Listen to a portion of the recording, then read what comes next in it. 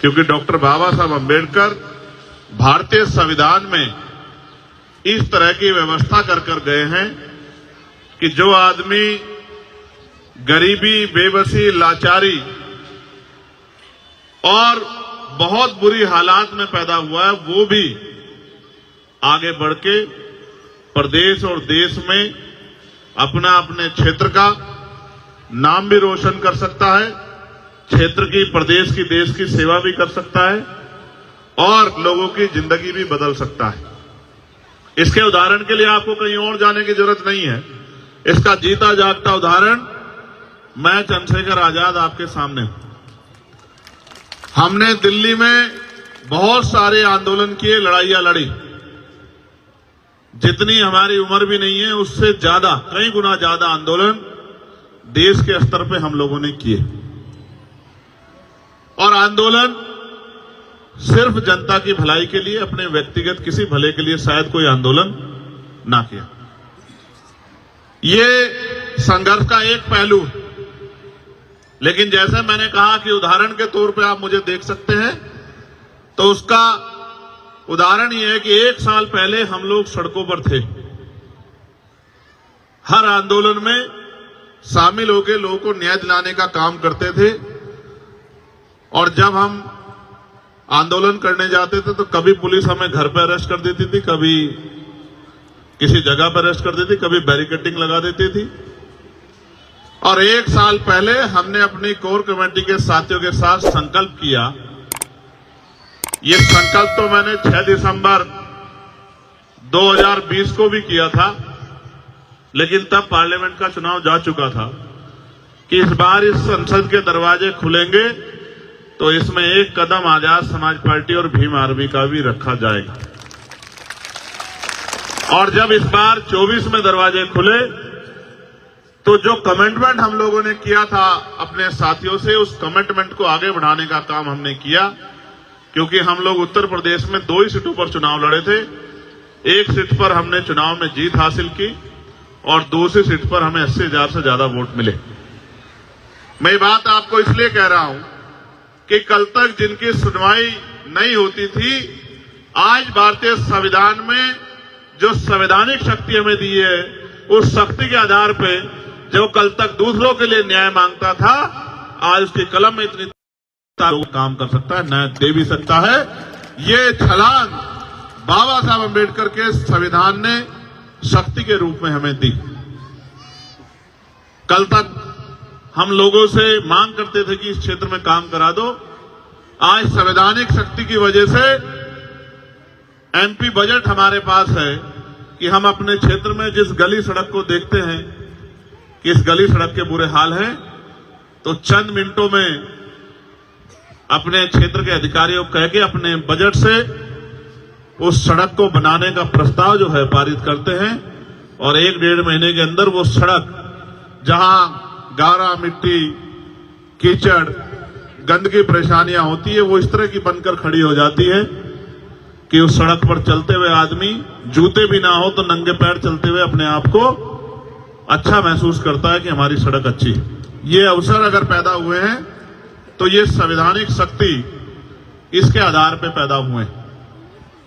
जैसे पढ़ लिखकर हम लोग, अगर हमारे दादा परदादा गांव में खेती किसानी, मजदूरी, सफाई का काम या और भी कोई काम जिसको कर कर अपना जीवन गुजर बसर करते थे, लेकिन आज इस देश में संविधान की वजह से अवसर है कि एक किसान, मजदूर, गरीब परिवार का बेटा भी पढ़ लिखकर डॉक्टर, इंजीनियर, आईएएस, आईपीएस, वकील, जज बन सकता है। आज अगर झोपड़ियों से निकल के ये महलों तक का सफर तय हुआ है तो ये बाबा साहब अम्बेडकर के 4-4 बच्चों की कुर्बानियां और भारतीय संविधान में जो अधिकार शक्ति हमें मिली है, ये उसी की वजह से संभव हो पाया। लेकिन मैं ये सोचता हूं, एक डॉक्टर, इंजीनियर, आईएएस, आईपीएस बनने के लिए तो कई साल मेहनत करनी पड़ती है, 10-12 घंटे खर्च करने पड़ते हैं, ये तो मेहनत का काम। और लोकतंत्र जब नहीं था, राजतंत्र था, तो राजतंत्र में तो उससे भी कठिन था। उसमें युद्ध होते थे, तलवारें चलती थी, भाले चलते थे, बंदूकें चलती थी, तोपें चलती थी, हजारों लोग जान जाती थी। धरती रक्त रंजित हो जाती थी, तब जाके राज बदलता था। अब तो बाबा साहब अम्बेडकर के आशीर्वाद से पहले बैलेट का बटन दबा, बैलेट में मोहर लगाकर और अब ईवीएम का बटन दबाकर आप इस राजकाज को बदल सकते हैं। कितना आसान कर दिया है। लेकिन जैसे मैंने कहा कि पहले युद्ध करने के लिए तलवार चलानी सीखनी पड़ती थी, भाला चलाना सीखना पड़ता था, बंदूक सीखनी पड़ती थी, बंदूक खरीदनी पड़ती थी, तलवार खरीदनी पड़ती थी, तोप खरीदनी पड़ती थी। अब तो कुछ भी नहीं खरीदना। अब तो बस अपनी उंगली को इतना तैयार करना है कि जिस बटन को दबाकर हमें शक्ति मिलती है उसी बटन को दबाना, बस दूसरा बटन नहीं दबाना। इतना छोटा सा काम। हमारे महान पुरुषों ने तो ये भी कहा कि राजनीति में हिस्सेदारी नहीं करोगे तो उसका सबसे बड़ा नुकसान ये होगा, उसका सबसे बड़ा दंड ये होगा कि अयोग्य लोग आपके ऊपर शासन करेंगे। हमारे लोगों ने इस बात को नहीं समझा, नहीं समझा। हमारे लोगों ने राजनीतिक शक्ति दूसरे लोगों के हाथ में दे दी और इंतजार करते रहे कि ये हमारी जिंदगी बदलेंगे। इसी का खामियाजा हम लोगों को भुगतना पड़ा।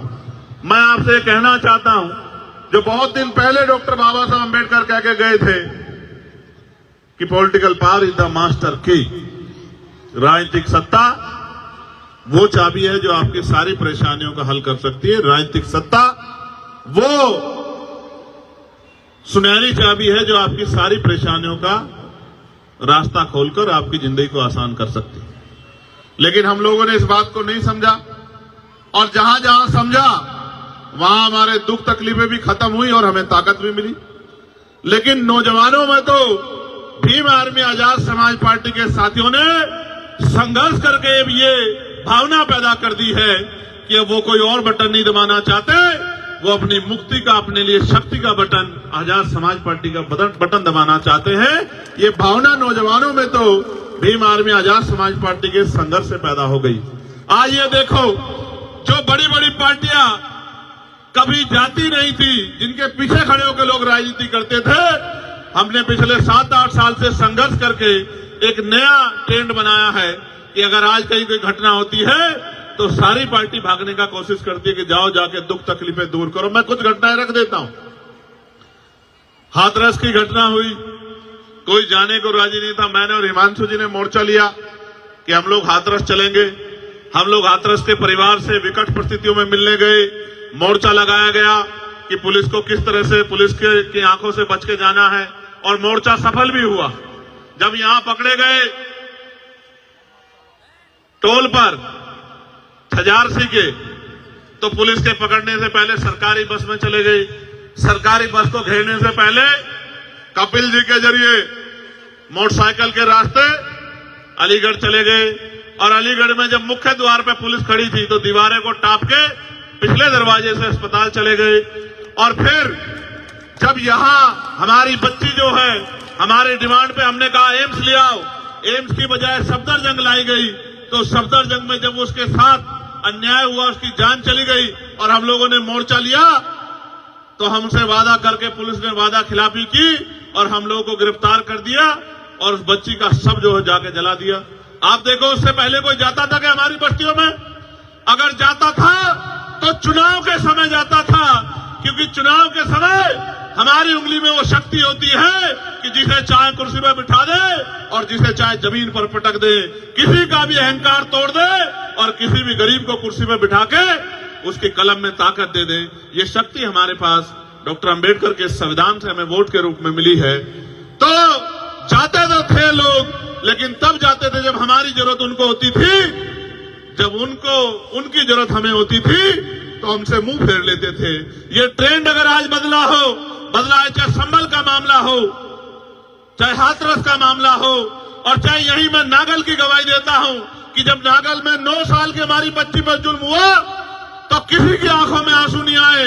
सबसे पहले हमारी टीम ने मोर्चा लिया और जब हमारी टीम ने मोर्चा ले लिया तो यहाँ के मुख्यमंत्री की भी नींद खुली। उन्होंने कहा मैं भी जाऊंगा, और कांग्रेस के एक बड़े नेता ने कहा कि मैं भी जाऊंगा।